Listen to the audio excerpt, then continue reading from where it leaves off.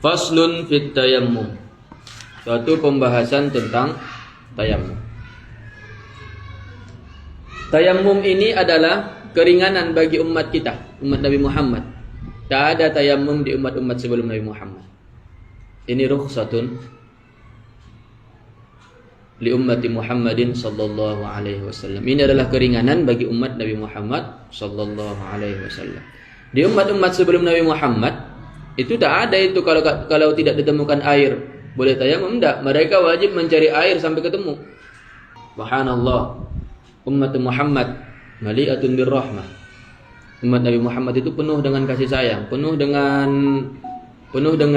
keringanan. Coba bayangkan kalau seandainya di beberapa kitab tafsir seperti tafsir An-Nasafi, ketika umat-umat sebelum Nabi Muhammad itu terkena najis, bajunya terkena najis, tak ada mereka mencuci najis, tidak ada. Langsung apa? Potong baju itu. Mana yang terkena najis, itulah yang digunting, dipotong. Tidak bisa disucikan di umat-umat sebelumnya. Ada disebutkan di tafsir An-Nasafi. Kayak mana kita mau pakai baju baru? Bolong-bolong semuanya. Baju nikmat 1.500.000 untuk perempuan. Pening kepala suami itu membelikkan baju seperti itu. Bajunya baju nikmat, kalau enggak baju apa lagi? Baju Luna. Yang 1 juta 2 jutaan. Terkena najis di umat-umat sebelum Nabi Muhammad itu wajib potong. Baik dipotong digunting atau dikoyak atau kayak pokoknya dipotong, tak bisa disucikan. Bahkan beberapa riwayat di kitab tafsir An-Nasafi itu disebutkan waktu kita talaki kitab tafsir itu disebutkan di situ ada pendapat ketika jari-jari mereka atau badan mereka terkena najis, itu yang dipotong jari-jari mereka. Kalau kayak kita, kalau terjadi kayak gitu sama kita, apalagi dia pengembala yang kadang-kadang tiap harinya selalu menyentuh najis, habislah tangannya itu. Itu di tafsir itu ya. Tapi kalau di kita enggak, kalau di syariat kita enggak, ketika terkena najis besar pun jadi, itu tetap bisa disucikan. Itulah alhamdulillah umat Muhammad mali'atun birrahmah. Penuh dengan rahmat, penuh dengan keringanan. Jadi tayammum itu adalah rukhsah keringanan bagi umat Nabi Muhammad saja, bukan umat sebelum Nabi Muhammad. Apa itu tayammum secara bahasa? Tayammum secara bahasa adalah qasdun, tujuan atau maksud. Sedangkan secara syariat atau secara syarak, dan itu yang kita maksud, menyampaikan tanah yang suci kepada wajah dan 2 tangan. Menyampaikan tanah yang suci, bukan tanah yang bercampur dengan kotoran yang macam-macam ya. Nanti kenapa bau itu? Rupanya bercampur dengan kotoran kencing daripada kucing tanahnya itu. Tanah yang suci yang disampaikan kepada wajah dan 2 tangan, ganti daripada wudu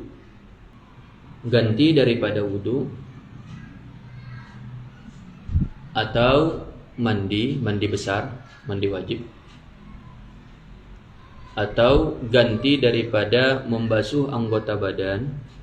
Contohnya misalkan ada itu kadang-kadang kita tangannya kan diperban kan.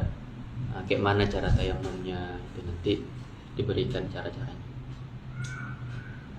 Bisyara'ita makhsusatin, dengan syarat-syarat tertentu. Makanya tayammum dari hadas besar sama dengan tayammum dari hadas kecil. Sebagaimana kita tayammum dari hadas kecil yaitu dengan menyampaikan tanah ke muka dan kedua tangan, sudah itu saja. Begitu juga tayammum dari hadas besar. Bukan maknanya kalau tayammum dari hadas besar kau bergolek-golek di apa itu, enggak. Ada sebagian orang seperti itu. Ajib. Ana sami'tuhu. Saya dengar orang seperti itu.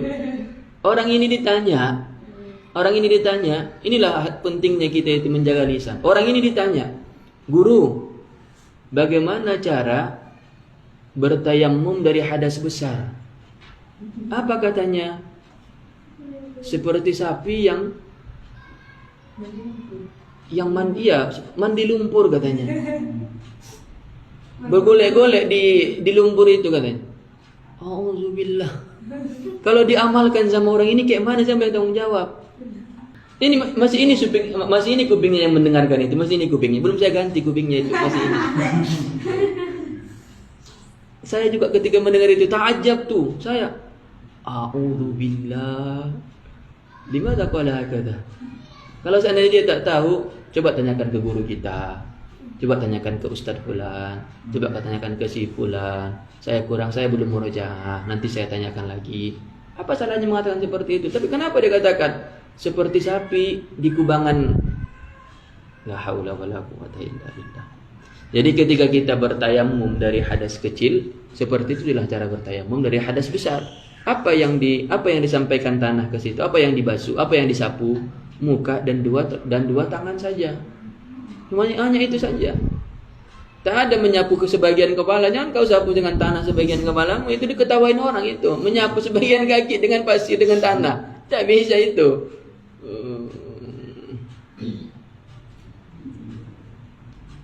Wa syara'itut tayammumi khamsatu asya'. Syarat-syarat supaya dibolehkan tayammum ada 5 macam. Pertama katanya adanya uzur, adanya penyebab, disebabkan karena musafir atau sakit.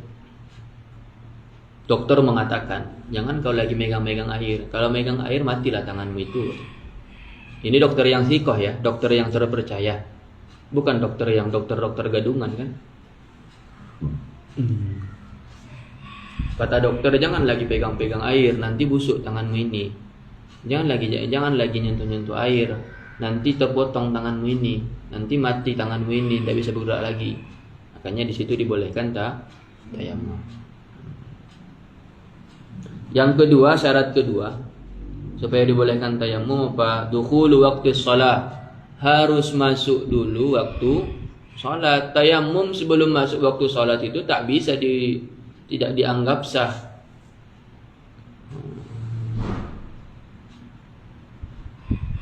Maka tidak sah tayammum sebelum masuk waktu salat. Kenapa? Karena tayammum adalah ibadah atau thaharah daruriyah. Karena tayammum adalah ibadah atau thaharah daruriyah. Thaharah pengganti. Cara bersuci pengganti. Asalnya apa? Dengan air. Tapi diganti dengan tanah. Karena tidak ditemukan air. Makanya tayammum itu adalah ibadah atau thaharah daruriyah. Karena tak ditemukan air, maka inilah penggantinya. Makanya dikatakan dia itu thaharah daruriyah atau ibadah daruriyah. Maka tidak boleh dikerjakan kecuali setelah masuk waktunya. Yang ketiga syaratnya talabul ma, mencari air. Harus dicari dulu air. Jangan nanti misalkan kita pergi ke suatu tempat. Gini doang dia. Oh, enggak ada air, sudah selesai. Tayammum yuk, enggak ada air. Belum dia nyari pula. Belum dia nyari haddul qurbi, haddul ghauthi. Enggak, harus dicari dulu. Ada namanya nanti haddul qurbi, ada namanya haddul ghauthi. Kapan mencari airnya? Ba'da dukhulil waqti shalah, setelah masuk waktunya salat. Baik dia mencari sendiri setelah mencari air setelah masuk waktu salat, baik mencari sendiri atau memerintahkan orang lain untuk mencarinya, maka pertama sekali dia mencari di barang-barangnya, lalu bertanya kepada teman-temannya kalau rombongan. Kalau berrombongan. Maksudnya bagaimana? Misalkan orang-orang dulu kan kalau musafir itu kan rame-rame, tidak sendiri dia kan. Nah, jadi pertama dia cari di barang-barang yang dia bawa, mana tahu ada terselip air. Kalau tak ada, baru dia bertanya kepada teman-temannya, ada tidak yang kelebihan air? Ada tidak yang kelebihan air? Walaupun saya beli.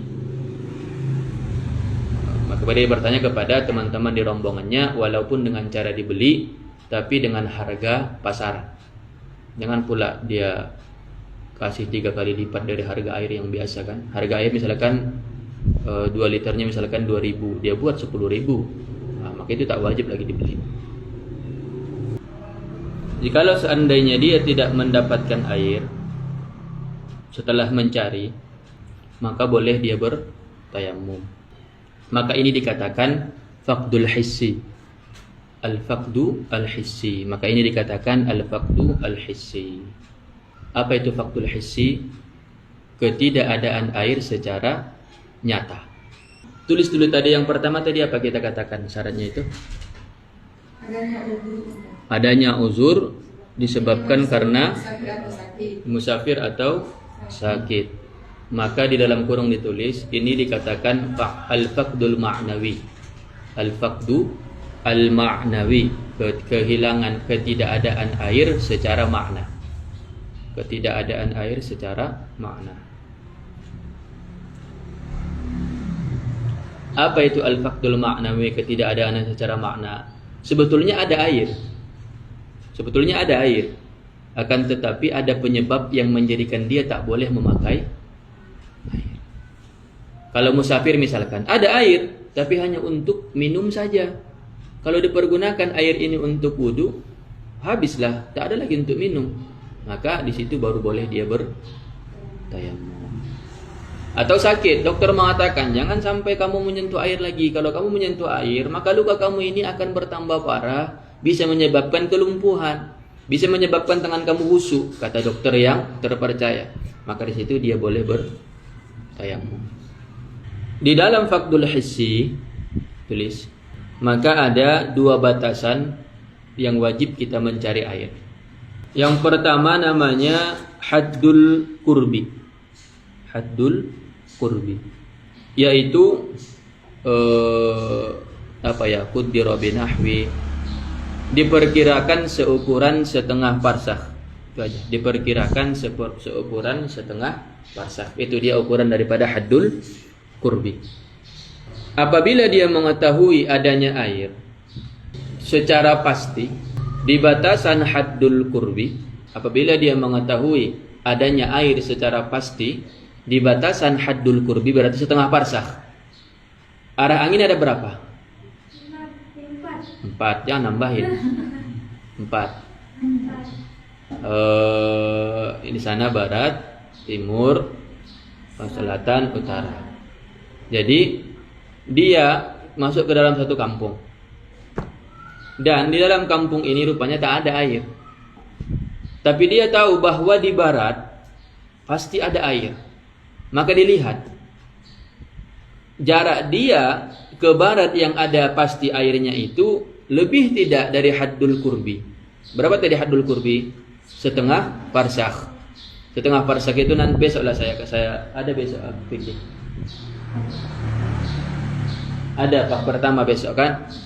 Besok saya sebutkan berapa kilo itu nisful farsakh. Besok ingatkan saya. Ada tidak jarak antara tempat dia itu ke tempat pastinya adanya air itu setengah farsakh? Kalau ada, berarti dia wajib ke sana untuk mengambil air, dan dia dikatakan tidak kehilangan air. Kenapa? Karena jarak antara dia dengan adanya air secara pasti itu kurang dari setengah parsakh. Tapi kalau seandainya dia pastikan di barat ada air, tapi jarak antara dirinya dengan barat tempat adanya air itu lebih dari setengah parsakh, contohnya 1 parsakh, maka dia dianggap kehilangan air, tidak menemukan air, boleh dia tayamum. Maka dia wajib mencari ke haddul qurb, dengan catatan dia mengetahui dari salah satu 4 arah mata angin, dipastikan adanya air. Bisa dipahami ini kan? Tadi pertama namanya apa? Haddul. Yang kedua namanya haddul gauthi. Haddul gauthi. Ada yang kita katakan namanya haddul gauthi. Ukurannya adalah sekira-kira didengar suara teman ketika memanggil. Kira-kira didengar suara teman ketika memanggil. Atau sekitar 3 300 ziro atau sekitar 300 ziro. Kalau dimeterkan itu kurang lebihnya 150 meter.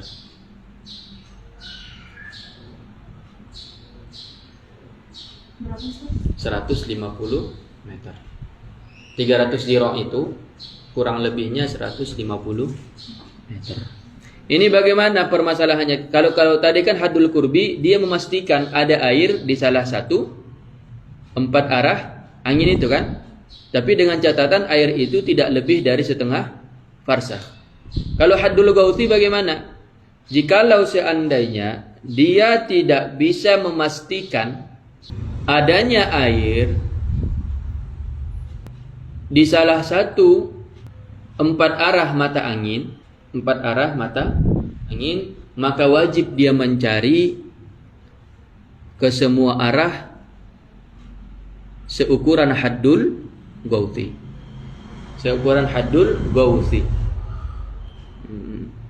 Berarti bagaimana maksudnya?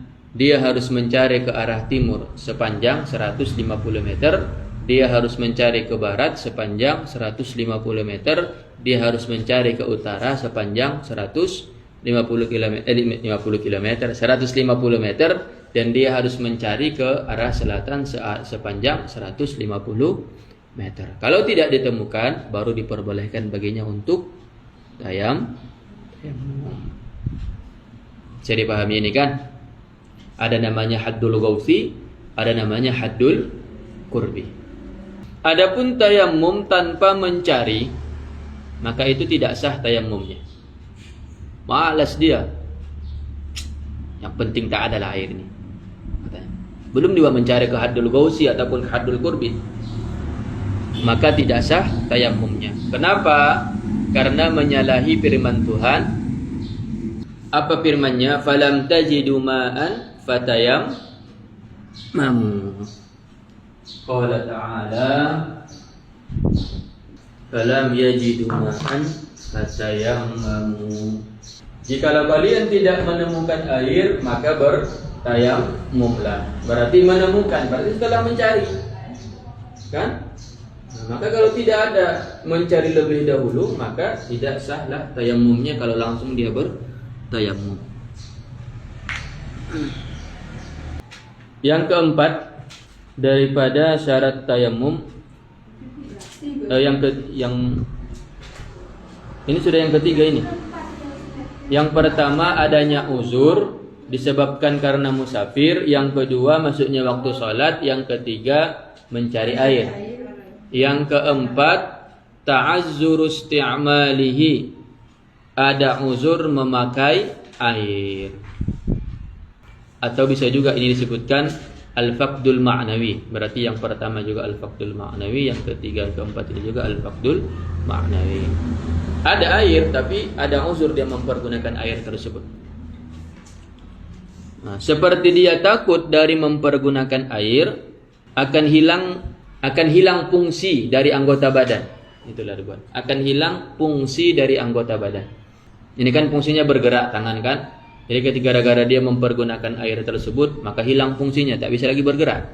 Dan termasuk juga di dalam uzur, kalau seandainya di dekatnya ada air dan di situ ada binatang buas, maka dia takut berbahaya kepada dirinya atau hartanya.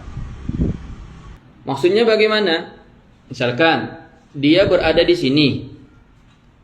Di sini ada air. Tapi jalan untuk sampai ke air ini, di tengah-tengah ada misalkan binatang buas, singa, harimau, buaya darat. Nah, bukan di darat memang buayanya. Buaya, ular. Nah, sehingga apa? Kalau dia pergi ke sungai, dia akan mati di tengah jalan. Atau dia di dekat dia sungai cuma 500 meter, bukan cuma 100 meter saja atau 50 meter. Tapi di sungai tersebut ada binatang buas. Kalau seandainya dia pergi ke situ, dia akan diterkam. Atau ada maling, ada penyamun. Kalau dia seandainya tinggalkan barangnya, dia pergi mengambil air, barang dia tersebut akan hilang. Maka itu juga sebagai uzur membolehkan baginya untuk bertayamum. Yang kelima syaratnya adalah tanah yang suci yang berdebu, maka jika bercampur dengan jisun, tahu kalian gipsum yang di rumah ada di sini. Itu kan ada itu semen putih dia. Kalau kalian ada itu tengah-tengah, biasa di tengah-tengah rumah, bukan ramang-ramang, ada seperti semen dia. Biasanya penghias ruang tamu itu ada bentuk-bentuknya.